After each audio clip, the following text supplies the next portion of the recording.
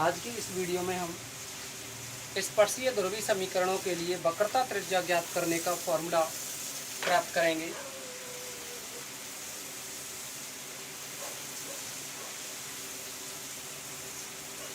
स्पर्शीय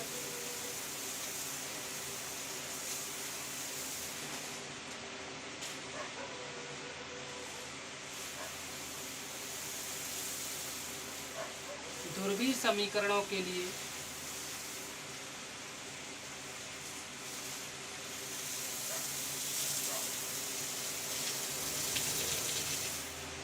वक्रता त्रिज्या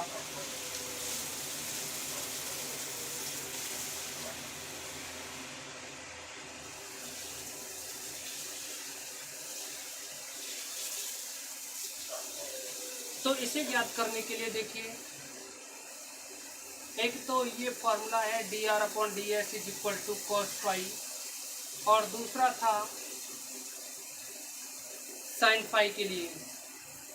लेकिन एक और यहाँ जो p is equal to r sine phi होता है, इन दोनों का यूज करेंगे। अब देखिए, चूंकि dp/d साई मतलब p का साई के रेस्पेक्ट में हम डेरिवेटिव करना चाहें तो इसको हम लिख सकते हैं पहले r के रेस्पेक्ट में, फिर r का s के रेस्पेक्ट में, फिर s का साई के रेस्पेक्ट में। देखिए, r से r कैंसिल होगा, s से s कैंसिल होगा, dp/d साई बचेगा। तो हम इसको इस फॉर्म में लिख सकते हैं। अब ये है dp/dr, और यहाँ जो dr/ds है इसकी वैल्यू है cos फाई। लेकिन ds/d psi is equal to rho होता है, इसको लिख सकते हैं ds/d psi is equal to rho, तो इसकी जगह हम रो का में लिख सकते हैं। और देखिए, ds/d साई की जगह रो लिख दो, और इसी के साथ साथ यहाँ dp/d साई की जो वैल्यू है ये रहेगी dp/dr। देखिए, p का r के रेस्पेक्ट में डेरिवेटिव करना है, तो p का अगर r के रेस्पेक्ट में डेरिवेटिव करोगे r 1 हो जाएगा, साइन फाई बचेगा। तो यहाँ लिख सकते हैं हम sine phi cos phi into rho. ये रहा dp/d साई। एक तो इक्वेशन ये रहेगा। दूसरा देखिए, यहाँ रो की बात करें तो रो इज इक्वल टू होता है dr/dp। एक ये भी फॉर्मूला बताया, rho is equal to r dr/dp। तो आप लिख सकते हो यहाँ, देखिए, या तो आप dp/dr की वैल्यू रख दो यहाँ से, या आप इसी को चलने दो dp/dr को, यानी dp/dr इंटू cos फाई। और एक ये फॉर्मूला होता है r और p की फॉर्म में रो की वैल्यू, तो रो की वैल्यू रखेंगे यहाँ r dr/dp। तो देखिए, dr/dp और यहाँ dp/dr, तो ये कैंसिल हो जाएंगे एक दूसरे से, और ये कैंसिल हो गए तो ये बचा r cos फाई। तो एक तो ये आया dp/d साई की वैल्यू, इसको नंबर फर्स्ट डाल दें। और एक ये है p is equal to r sine phi तथा p is equal to r sine phi, इसको नंबर सेकंड डाल दें।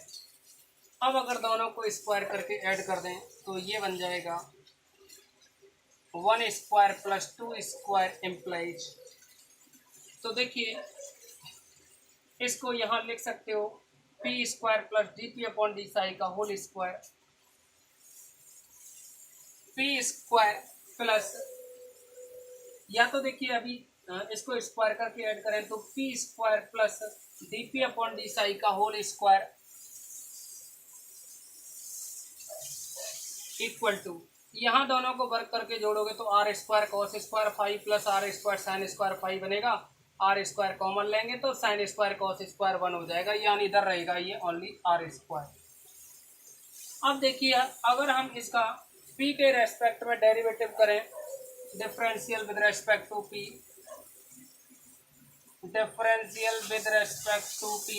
तो p स्क्वायर का हो जाएगा 2p, और पी का देखिए पी के रेस्पेक्ट में ही कर रहे हैं तो पी स्क्वायर का 2p, लेकिन यहाँ करेंगे तो 2 आगे आएगा D p upon d Sai.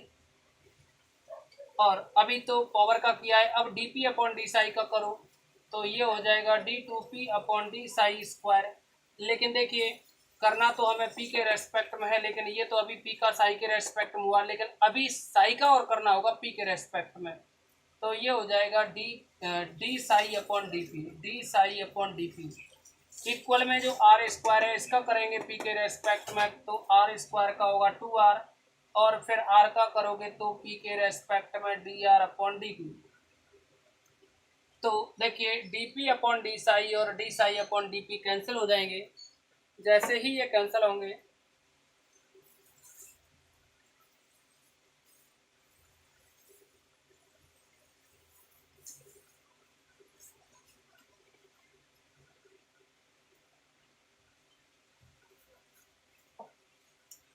तो देखिए 2 2 और ये 2 दोनों साइड से कॉमन लेकर के कैंसिल करें तो इधर रह जाएगा p plus, this implies p plus D p upon d Sai cancel हो गया तो ये बचा d2p upon d psi square equal में आएगा ये r D r upon d P. लेकिन थोड़ी देर पहले ही बताया आपको r D r upon d P की जो वैल्यू होती है वो है रो, यानी p plus d2p upon d psi square is equal to rho. ये एक फॉर्मूला रहेगा वक्रता त्रिज्या ज्ञात करने के लिए। अब देखिए कुछ वैल्यू और हैं, इनको आप याद रखोगे तो अच्छा रहेगा। वक्रता केंद्र के निर्देशांक,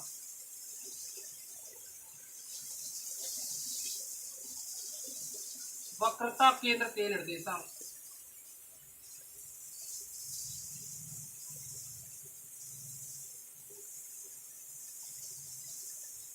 और जो वक्रता केंद्र होता है उसके निर्देशांक x बार और y बार की फॉर्म में लिखते हैं और तो बन जाएंगे x bar is equal to होता है x minus 1 plus y1 square की पावर 3/2 अपॉन में y2, तथा दूसरा जो y बार है वो इक्वल में होता है।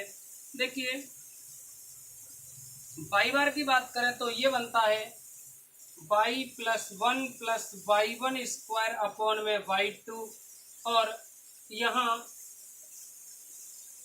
एक मिनट और देखिए ये जो x है x माइनस का यहाँ आता है y1 अपॉन में y2 और 1 प्लस y1 स्क्वायर, इस पर पावर 3/2 नहीं होती है बस। तो ये रहा x बार और y बार वक्रता केंद्र के निर्देशांक। अभी हम वक्रता त्रिज्या की बात करें। देखिए वक्रता केंद्र, वक्रता जीवा, वक्रता वृत्त, इन सभी के बारे में हम डिस्कस कर चुके हैं स्टार्टिंग में जब आपको वक्रता के बारे में बताया था। तो यहाँ वक्रता वृत्त की और बात करें तो वक्रता वृत्त का जो समीकरण होता है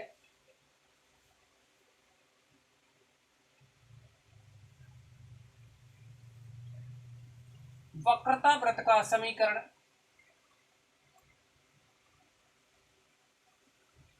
यह बनता है x minus x bar square plus y minus y bar square is equal to rho square. Rho ये वक्रता त्रिज्या है। तो देखिए यहाँ हम आपको एक बार और रिपीट कर देते हैं वक्रता केंद्र, वक्रता त्रिज्या जो भी है।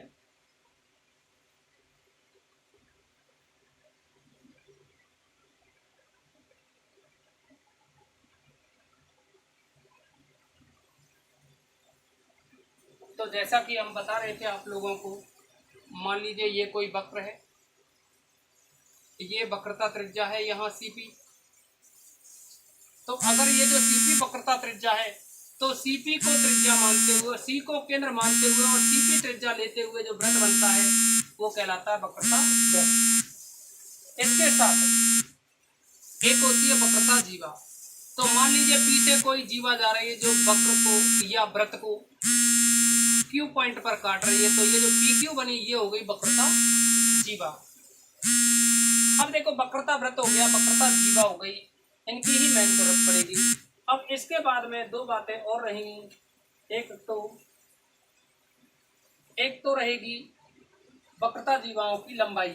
देखिए ये ध्रुवीय और काटतीय दोनों रूप में है, तो इसको भी आपको याद रखना है। तो मूल बिंदु अर्थात ध्रुव से होकर जाने वाली वक्रता जीवा की लंबाई, मूल बिंदु अथवा ध्रुव से होकर जाने वाली वक्रता जीवा की लंबाई।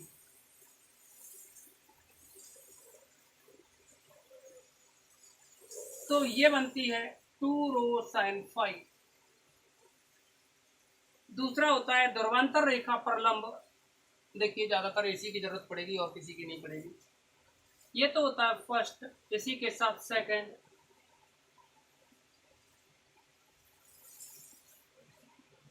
ध्रुवांतर रेखा पर लंब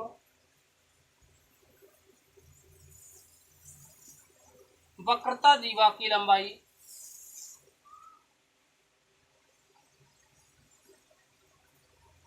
और ये बनती है 2 रो कॉस फाई। इसी के साथ एक होती है एक्स अक्ष के समांतर वक्रता जीवा की लंबाई, थर्ड है ये एक्स अक्ष के समांतर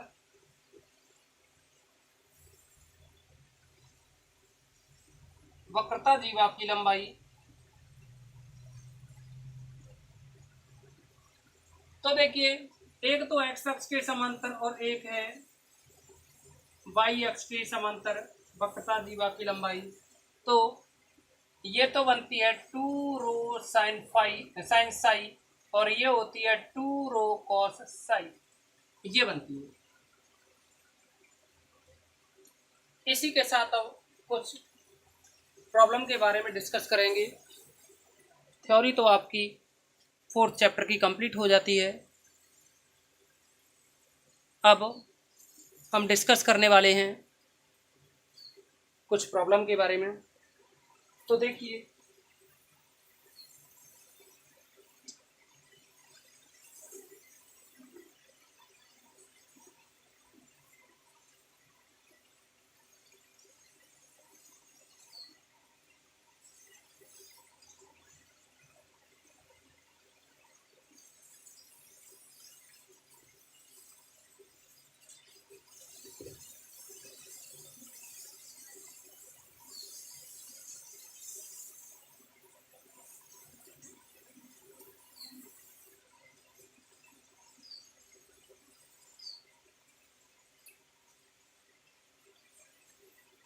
ये है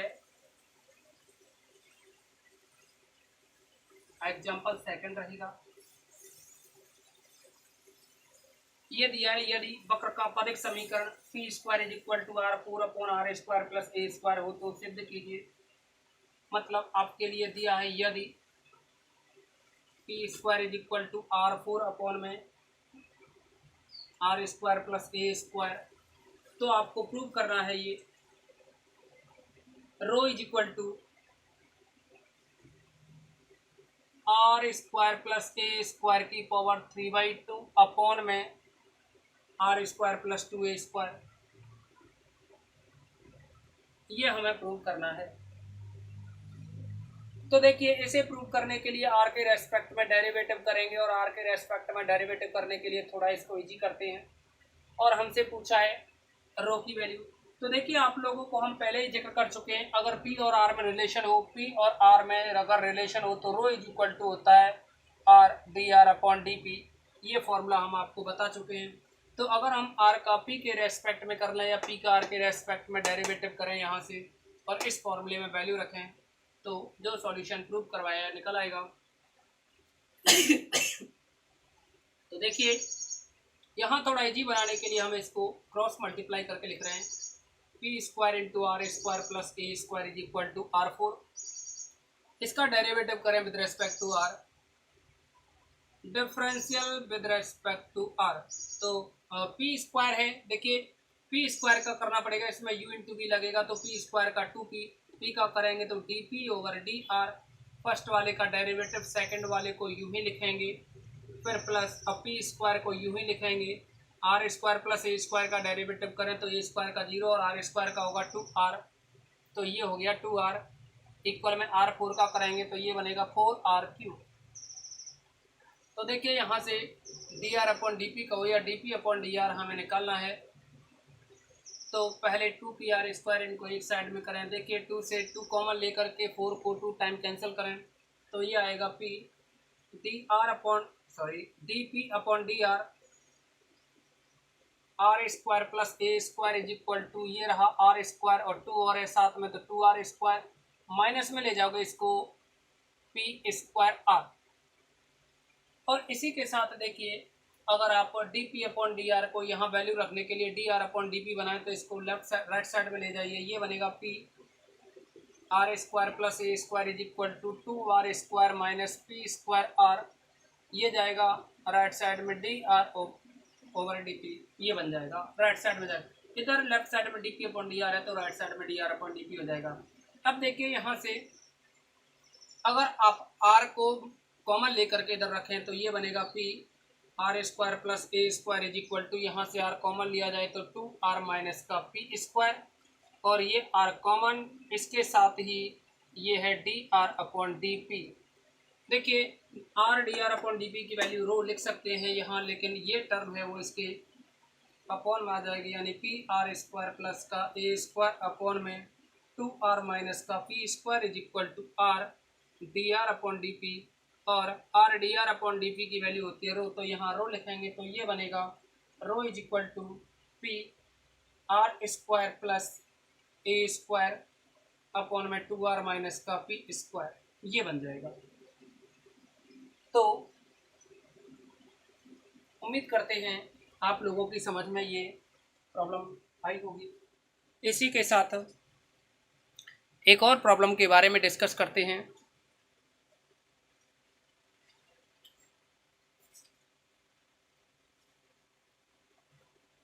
देखिए वक्रता केंद्र, वक्रता त्रिज्या, वक्रता वृत्त का समीकरण, इसके बारे में डिस्कस करें तो इसके लिए हम एक प्रॉब्लम सेलेक्ट कर रहे हैं। क्वेश्चन नंबर रहेगा वो 7th।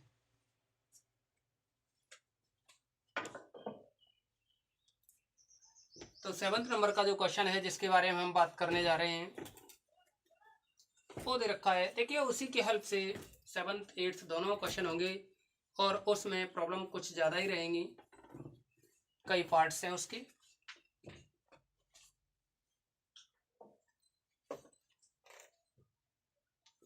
ये है क्वेश्चन नंबर 7th का पार्ट फर्स्ट।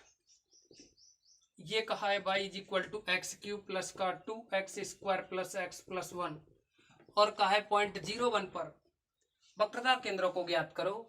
और फिर उसके अगले ही 8वें क्वेश्चन में कहा है कि वक्रता वृत्त का समीकरण ज्ञात करो। क्वेश्चन यही है, पॉइंट भी यही है।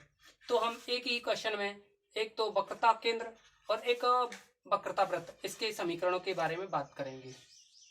तो देखिए सबसे पहले हमें y1/2 की जरूरत पड़ेगी, यानी dy/dx और d2/dx² निकालना होगा।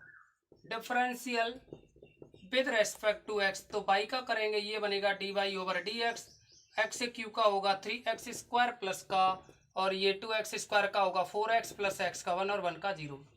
इसका दोबारा से करें again differential with respect to x, तो ये बन जाएगा d2/dx²।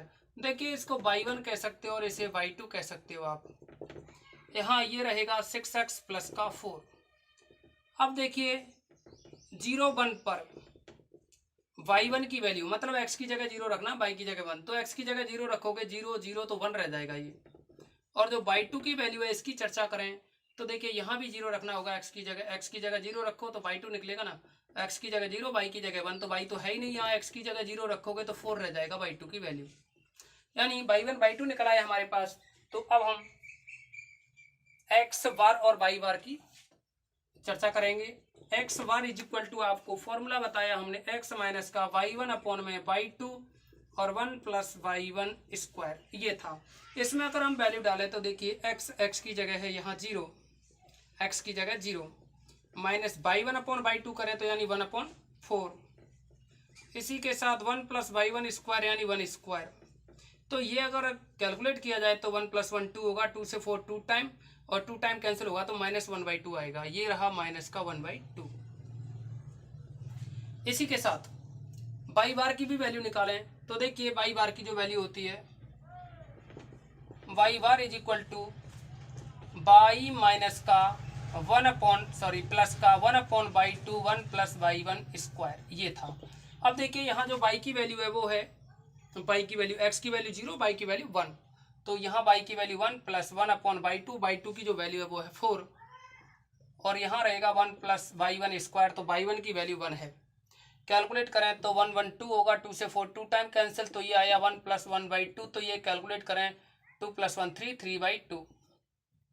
एक और बात, अभी ये तो हो गया देखिए आपका 7th क्वेश्चन का फर्स्ट पार्ट, लेकिन 8th पार्ट के लिए बात करें तो वहां पे क्या है, वक्रता वृत्त का समीकरण पूछा है। अब वक्रता वृत्त का समीकरण पूछा है तो वहां वक्रता त्रिज्या की जरूरत होगी, जो कि रो इज इक्वल टू, जो वक्रता त्रिज्या रो है उसका फॉर्मूला होता है 1 + y1² की पावर 3/2 अपॉन में 2 ये होता है। अब देखिए 1 + y1², तो y1 की जो वैल्यू है वो है, देखिए यहाँ जो y1 की वैल्यू है वो है 1, तो यहाँ लिखेंगे 1², इसकी पावर 3/2 अपॉन में जो 2 है उसकी वैल्यू है 4।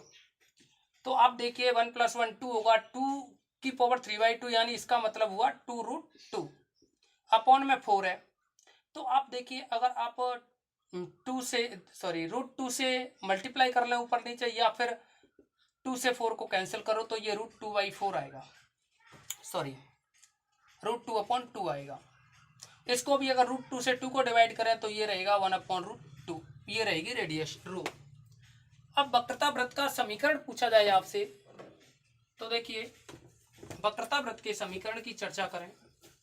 यहाँ ये 2 क्वेश्चन हो रहे हैं आपके, जो कि वक्रता वृत्त का समीकरण, और ये आपको बताया x - x² plus y - y² is equal to rho square. तो देखिए x - x बार की जो वैल्यू है वो है, ये x बार की वैल्यू थी -1/2, तो माइनस माइनस प्लस हो जाएगा 1/2² प्लस y - y बार, तो y बार की वैल्यू है वो है 3/2 इसका स्क्वायर, रो की जो वैल्यू है वो है 1/√2, तो इसका भी स्क्वायर। आप चाहो तो इसको सिंप्लीफाई कर सकते हो, यही आपका वक्रता वृत्त का समीकरण रहेगा। तो उम्मीद करते हैं आप लोगों की समझ में आया होगा। तो आज की वीडियो में बस इतना ही।